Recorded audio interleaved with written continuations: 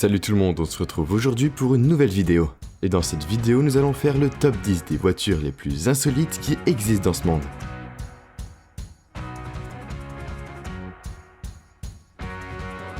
Et on commence tout de suite avec le numéro 10, avec la Papmobile.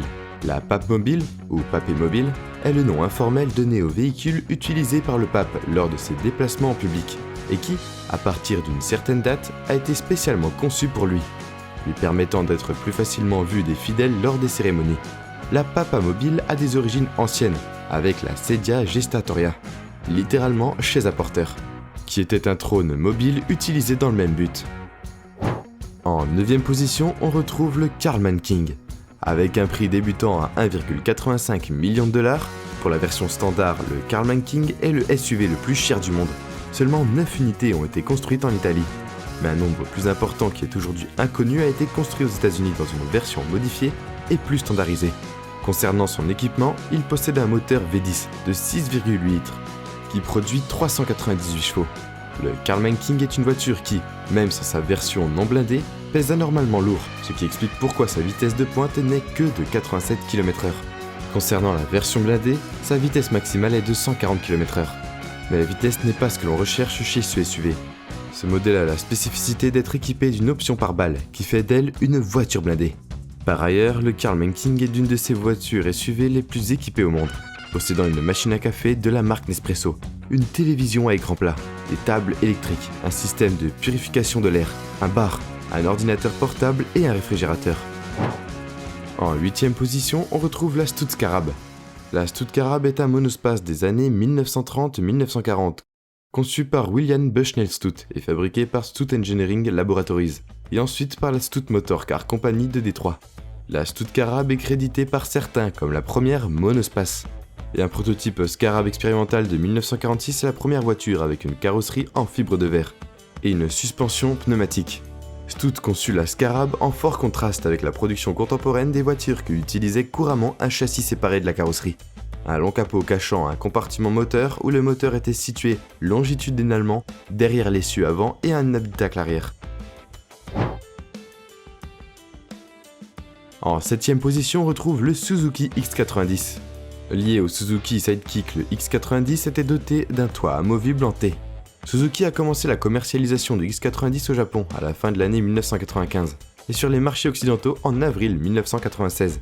Le X90 utilise un moteur 1,6 litres de 4 cylindres, 16 soupapes qui produit 95 chevaux. Il était disponible avec 4 roues motrices ou traction arrière et une transmission manuelle ou automatique à 5 vitesses. Le X90 était équipé de 2 coussins gonflables de sécurité, autrement dit airbag, de freins anti-blocage, de la climatisation en option et d'un changeur de 6 CD installé par le concessionnaire. La suspension utilisée est une jambe de force McPherson et des ressorts hélicoïdaux à l'avant. Des ressorts hélicoïdaux avec des bras oscillants transversales et des liens de fuite à l'arrière. Une roue de secours peu encombrante est rangée dans le coffre. En 6e position, on retrouve l'Amphicar 770. Concilier le plaisir d'une virée en voiture avec celui d'une balade en bateau. Voilà ce qui motiva dans les années 1960 l'ingénieur allemand Hans Trippel à concevoir l'Amphicar 770. Un véhicule à la croisée des deux mondes. Aujourd'hui, un exemplaire est proposé à la vente. Voiture ou bateau? En son temps, l'Amphicar 770 était les deux à la fois.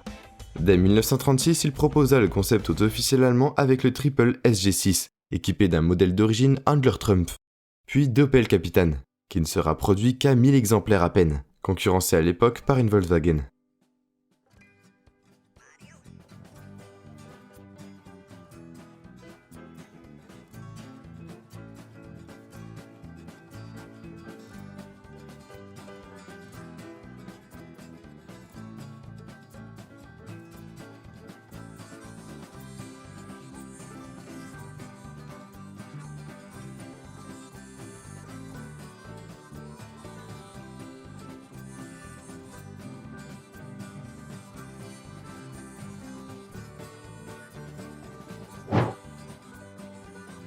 Numéro 5, la Taylor Aerocar.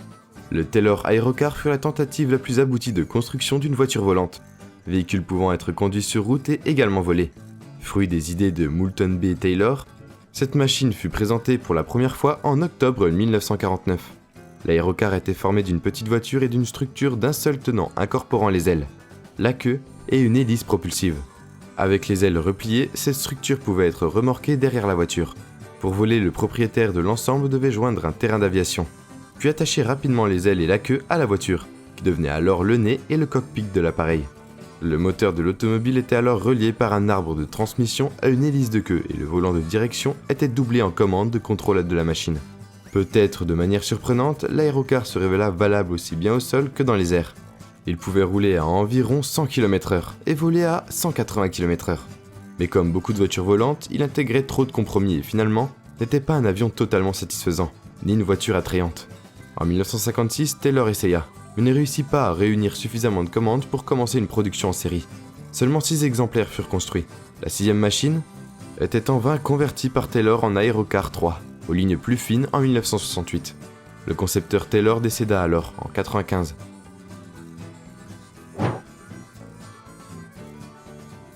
Numéro 4, le Walkcar. Cette voiture est une machine de micromobilité, dont le but n'est pas le remplacement d'un vélo ou d'un scooter électrique. Avec Walkcar, doté d'une batterie de 68 Wh, ne pensez pas à faire plus de 7 km en mode éco, allant à seulement 10 km/h, et 5 km en mode sport, allant à 16 km/h. Néanmoins, cette dernière présente le point fort de pouvoir se recharger en 60 minutes. Pas assez lourd, pesant seulement 2,9 kg, la Walkcar est utile comme liaison dans bon nombre de situations. Dans une station de métro, de bus, ou le parking automobile est sa dernière destination, comme par exemple un bureau ou un commerce. À l'heure actuelle, cet engin est vendu seulement au Japon, et le groupe Kakua Motors n'a pas encore parlé de vente internationale.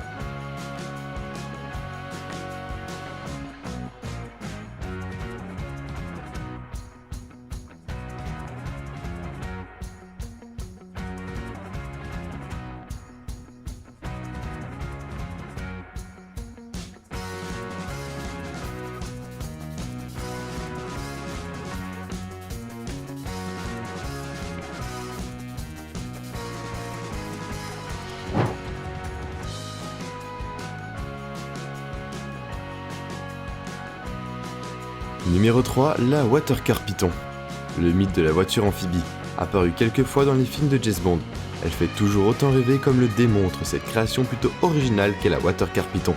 Capable de rouler sur route comme de naviguer sur l'eau, cette auto croisée entre un Dodge Ram pour la proue et une Chevrolet Corvette pour la poupe n'a pas à rougir de ses performances.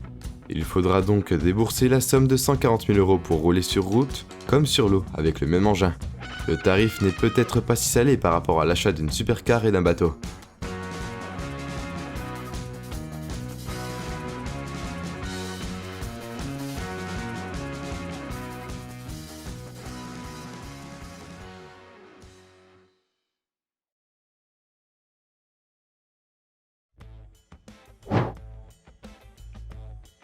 En deuxième position, le Pil P50. La micro-voiture Pil P50, aucun rapport avec la MA Pil de la série The Avengers, est considérée comme la plus petite auto jamais produite. Il faut dire que la puce à 3 roues, produite en 1962 et 1965, prévue pour un seul occupant, ne mesurait que 1,39 m de long, pour un poids total de 59 kg. À côté d'une Smart Fortwo, y compris de première génération, longueur de 2,50 m, ferait presque figure de limousine. Et même une BMW Isetta de 2,28 m ne pouvait rivaliser. Construite sur l'île de Man, en mer d'Irlande, la britannique Pil P50 était vendue à l'époque 199 livres sterling.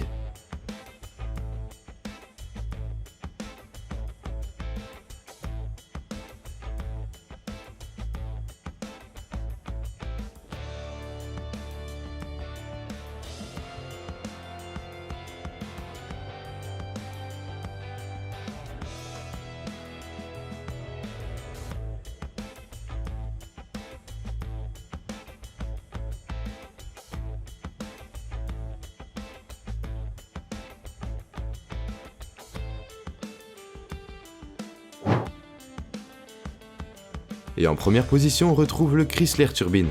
Dans les années 50, le style automobile est fortement influencé par l'aéronautique et ses nouveaux avions à réaction.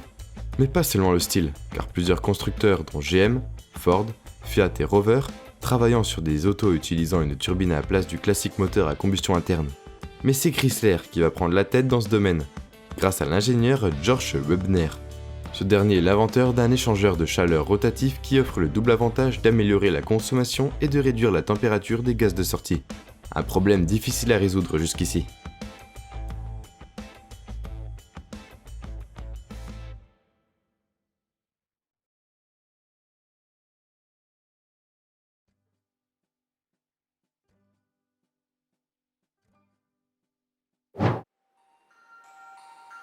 Et nous voilà déjà à la fin de la vidéo. En s'abonnant à Slash Kun, tu deviens automatiquement un ninja. J'espère que la vidéo t'a plu et on se dit à la prochaine pour une toute nouvelle vidéo.